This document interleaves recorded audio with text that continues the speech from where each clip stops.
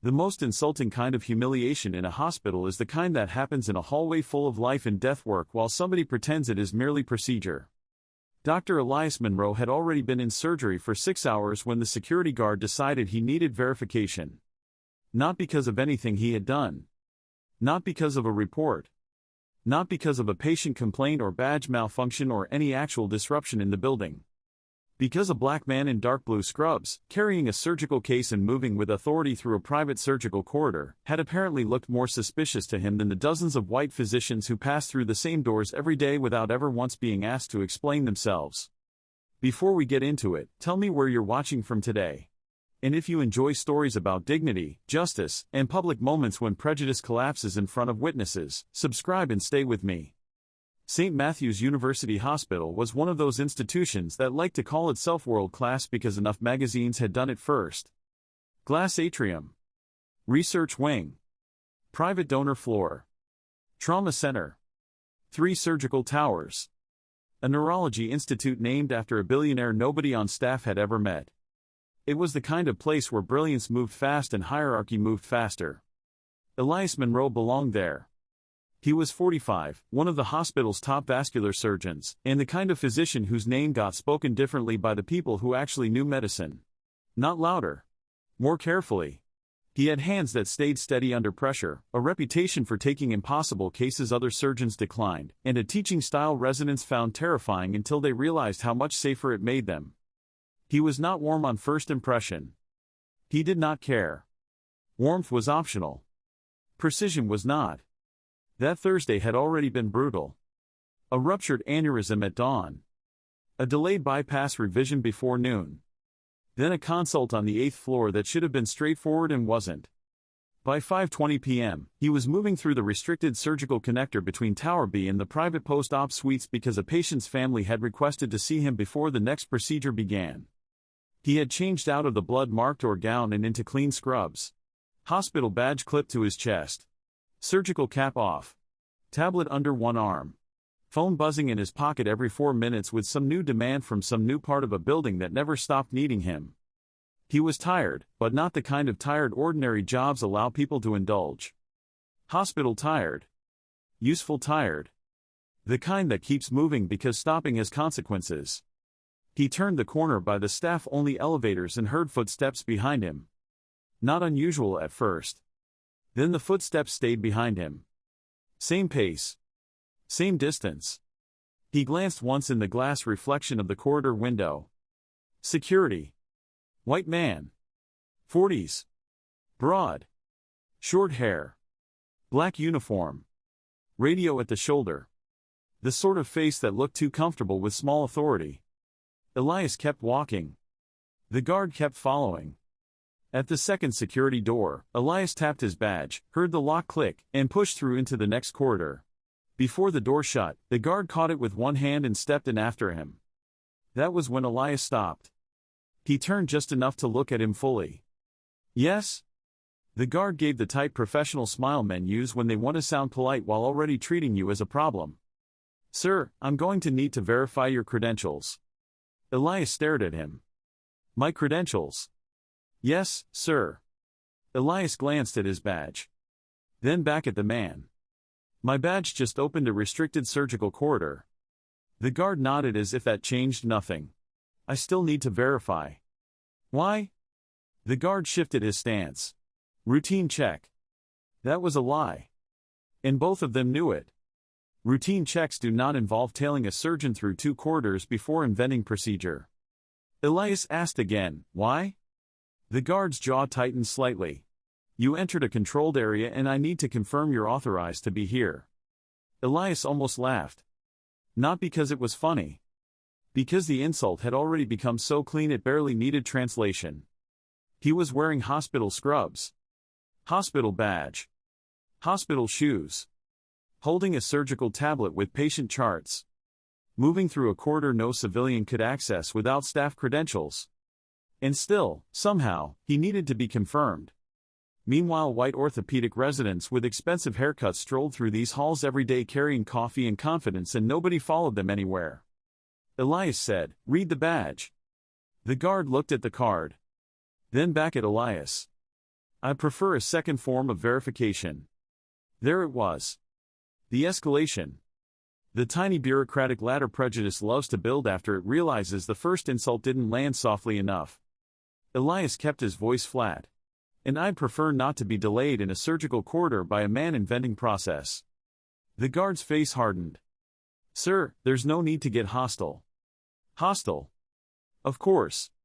A black man refusing to cooperate with disrespect always becomes the tone problem before the disrespect itself becomes visible to anyone else.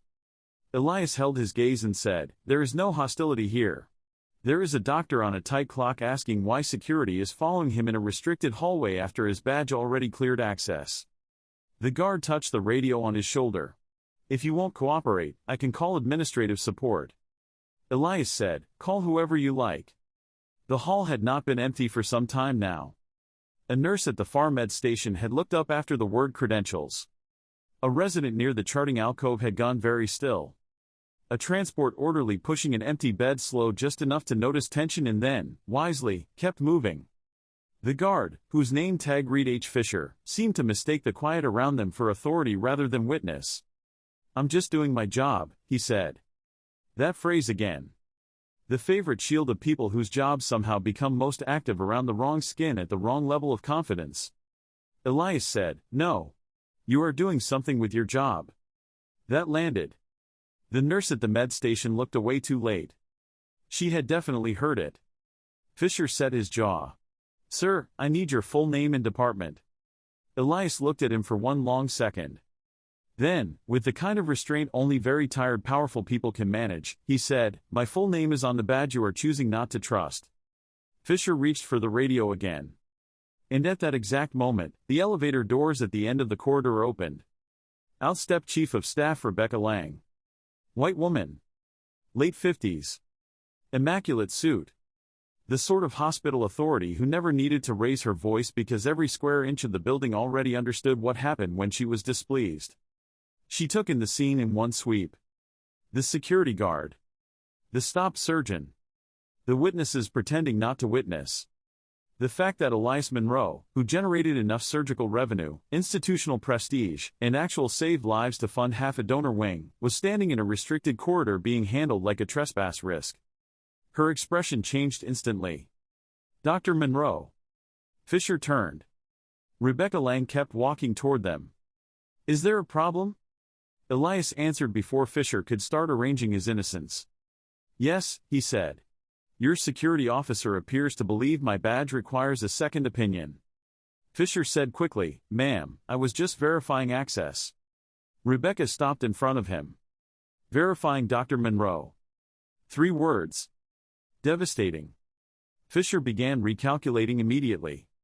Elias could almost hear the little gears of institutional panic catching up to him. "I didn't realize." "No," Rebecca said. "You did not." That silence after was beautiful. Not loud. Not dramatic.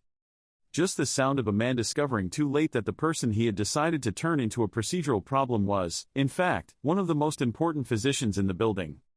The nurse at the station suddenly found her charting monitor extremely engaging. The resident by the alcove looked like he might remember this moment for years. Rebecca turned to Elias. "Were you delayed?" Elias said, "Long enough." "Good. No softening. No helping the building save face." Rebecca looked back at Fisher. "Explain why one of my surgeons was being followed in a restricted corridor after badge clearance." Fisher swallowed. "I was conducting a routine." "No," Rebecca said. The word came out clean and cold. "Do not tell me this was routine unless you are prepared to document identical verification checks on every attending physician who passed through this connector today." Fisher said nothing. Again, answer enough. Rebecca held his gaze for 2 full beats. Then she asked the question that mattered most. "What exactly made Dr. Monroe stand out to you as needing further verification?" The corridor got even quieter. Because now the shape of the thing was being dragged into daylight where it belonged. Fisher's face moved through several options and found none safe. "I just wanted to be thorough." Rebecca said, "No, you wanted to be selective." Elias didn't move. Didn't help. Didn't rescue. Didn't ease the blow. Because this was the part institutions so rarely force out into open air, not merely that the wrong person was inconvenienced, but that the inconvenience was chosen. Rebecca turned toward the med station. "Nurse Patel." The nurse straightened instantly. "Yes, ma'am. Please note the time and location of this interaction for my office." Nurse Patel nodded. "Yes, ma'am. Public humiliation is one thing. Public documentation is another." Fisher understood the difference now. His face showed it. Rebecca looked at Elias again. "Where were you headed?" "Post-op suite, consult before or I won't keep you." Then, to Fisher, without even granting him the dignity of full eye contact anymore, "You will report to Security Administration now. Not in 10 minutes. Now." He tried once. A weak little survival reflex. "Ma'am, if I could just explain," Rebecca cut him off. "You had your explanation in the hallway. I heard enough. That was the end of it. Not morally. Administratively. And in hospitals, administrative endings are often the ones people fear most." Elias gave Rebecca one short nod and continued down the corridor without another word. He did not look back. He did not need to. The family consult went as it needed to go. The next surgery started on time. The artery held. The graft took. Life moved. That, maybe, was the deepest insult of all. Even after being publicly profiled in his own workplace, Elias still had to go save somebody before the paperwork could catch up. By 8:30 p.m., the story had already spread through the surgical floors. Not because people were gossipy. Because hospitals are ecosystems and everybody knows when power shifts in a hallway. Security stopped Dr. Monroe. Rebecca Lang walked in. Security went silent. Versions multiplied. Some made it smaller. Some made it uglier. But the core remained. A black surgeon with active credentials had been followed and challenged in a restricted corridor until a white executive authority appeared and said his name out loud. That part no one could improve with euphemism. The formal review happened the next morning. Hospital legal. Security administration. HR. Rebecca Lang. Elias, at 7:10 a.m., before rounds, because institutions love timing accountability around the schedules of the already burdened. Fisher tried the same little words again. Routine.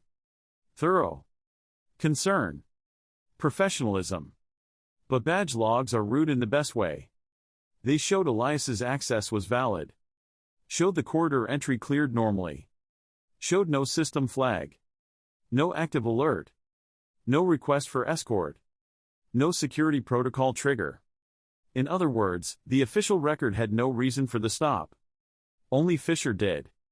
Rebecca asked him in front of everyone, "Have you conducted similar secondary verifications on Dr. Harwood? Dr. Levin? Dr. Bell? Dr. Caruso?" 4 white surgeons. All male. All frequent users of that corridor. Fisher said nothing. Then finally, not specifically. Rebecca nodded once. "I see. There are moments when the absence of a pattern becomes the pattern." By the end of the meeting, Fisher was removed from hospital duty detail pending termination review. Security procedures were rewritten. Badge-based stop guidelines were narrowed. Escalation required documented cause, not instinct. A memo went out to department heads about professional respect during security interactions. The language was polished. Predictably. But inside the building, people said the truth more plainly. They followed the wrong doctor. Rebecca Lang saw it. Now everybody's pretending the hallway taught them something new. Later that week, one of Elias's residents, a white third-year named Owen, caught him between cases and said, awkwardly, "I'm sorry that happened." Elias kept signing off on post-op orders. For what part? Owen hesitated. Because that question was doing work. Not whether he personally followed him. Not whether he meant well. What part, exactly, deserved sorrow? The stop? The profiling? The fact that the only thing that ended it was somebody more powerful arriving to certify what the badge had already said? Owen answered carefully. That you had to prove you belonged where you belonged for years. Elias looked at him then. Closer. Not enough. But closer. Yes, he said. That part. 2 days later, Rebecca Lang stopped him outside the Or Lounge. "I want you to know," she said, "that what happened wasn't treated as a minor error." Elias looked at her. "Good." She nodded. It also wasn't the first complaint involving selective challenge. That interested him. Not because it surprised him. Because confirmation always has a different weight when institutions say it out loud. "Doctors?" he asked. "Mostly contractors. One pharmacist. A patient family member last spring." Of course, he thought. It is almost never the first time. Just the first time the wrong target has enough institutional force around his name that the system is forced to act. Rebecca said, "I'm sorry you were one of the people who had to make it visible." That was better than a script. He appreciated that. "Visibility seems expensive around here," he said. She gave a grim little smile. "It often is." The version most people would tell was simple. A security guard followed the black surgeon for verification. Then the chief of staff walked in. The guard went silent. But the truer version was this: a black physician moved through his own workplace with earned authority, valid credentials, and a schedule full of people depending on him. A white security guard saw that authority and trusted his suspicion more than the badge system in front of him. The hospital might have let the insult pass as thoroughness if a more powerful white administrator had not entered the corridor at exactly the right moment. And once she did, the same behavior being justified as routine suddenly looked exactly like what it was. Selective. Groundless. Humiliating. That is what prejudice often looks like in elite institutions. Not always open hostility. Sometimes just the decision to make one person explain himself while others glide through on assumption. A black surgeon followed for verification in the very building where his labor is already stitched into lives, outcomes, and donor reports. Until the chief of staff walks in. And then suddenly the question is no longer whether he belongs there. It is why anyone thought their suspicion outranked the system, the badge, and the truth long enough to ask. If this story moved you, like the video, subscribe, and stay close. There are more stories like this one waiting.